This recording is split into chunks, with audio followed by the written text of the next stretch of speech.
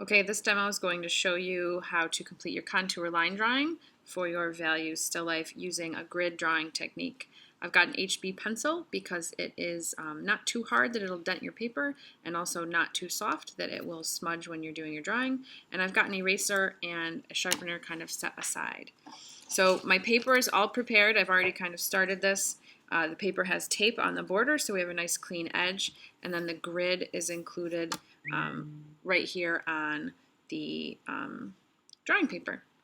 And I've got my photo reference printed, and my photo reference is proportional to my drawing paper. So the way we use the gridding and the contour line drawing is I have these 4 quadrants here in my paper, and if I take my reference photo and fold my reference photo into quadrants, I can have the same kind of quadrants. And what this does is it makes it easier to complete the drawing. If I look at this, it's like, holy cow, that looks super complicated.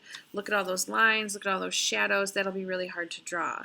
But when you fold it and fold it again, it breaks it down into really, really simple lines and shapes, and that's all you have to think about. So if I break it up here, this is quadrant 2.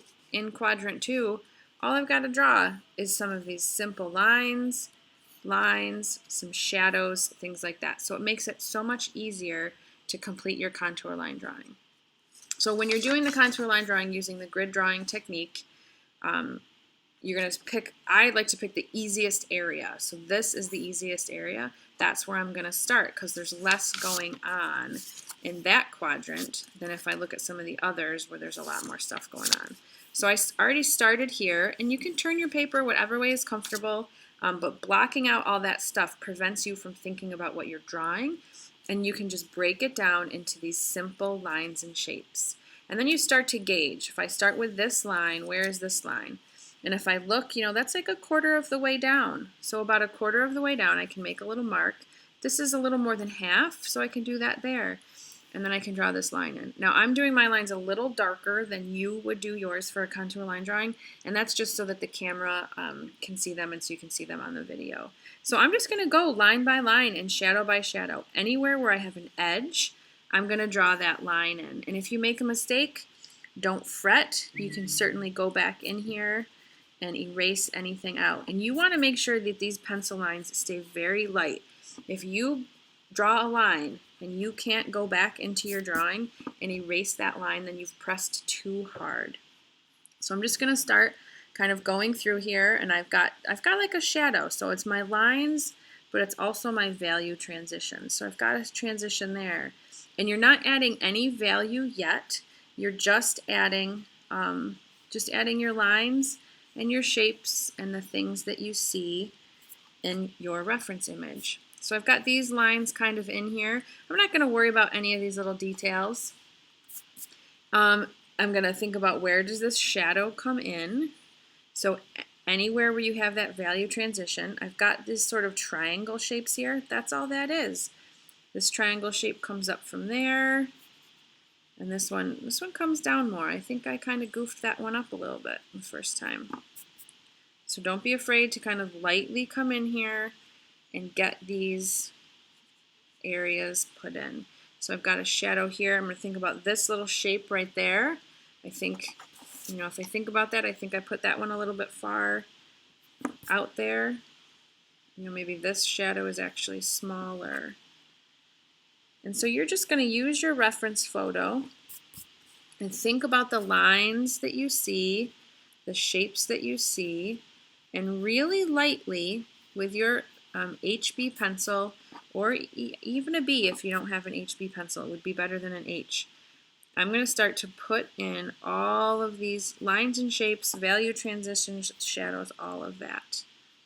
And you just kind of go quadrant by quadrant. So now I think I've got everything that's there, and my next option I can switch over and work on quadrant 1. That one looks a little overwhelming to me. So I'm going to think maybe I'm going to try 4. So you take that reference photo and you're kind of unfolding and folding and refolding as you go. So this is still pretty complicated, so you'll see what I did here is I actually added another grid. I measured this again, and I broke up this one quadrant into 4 new quadrants, and then you can take this reference photo, and I can fold this reference photo again, and it'll help make those other parts disappear, If I feel like this is still too much, I could fold it one more time. So now that I've done that, I've really broken down, and you have to keep track of where your quadrants are, broken it down, and I have, it's just lines. Again, lines, triangles, that's so easy to draw, especially knowing I have just this amount of space. So then I can go into here, and you can see I already started this, and I can start to add all of this in. Okay, so I'm missing this line right here, and then there's a shadow. Notice this shadow right here curves. So I'm going to kind of draw that in.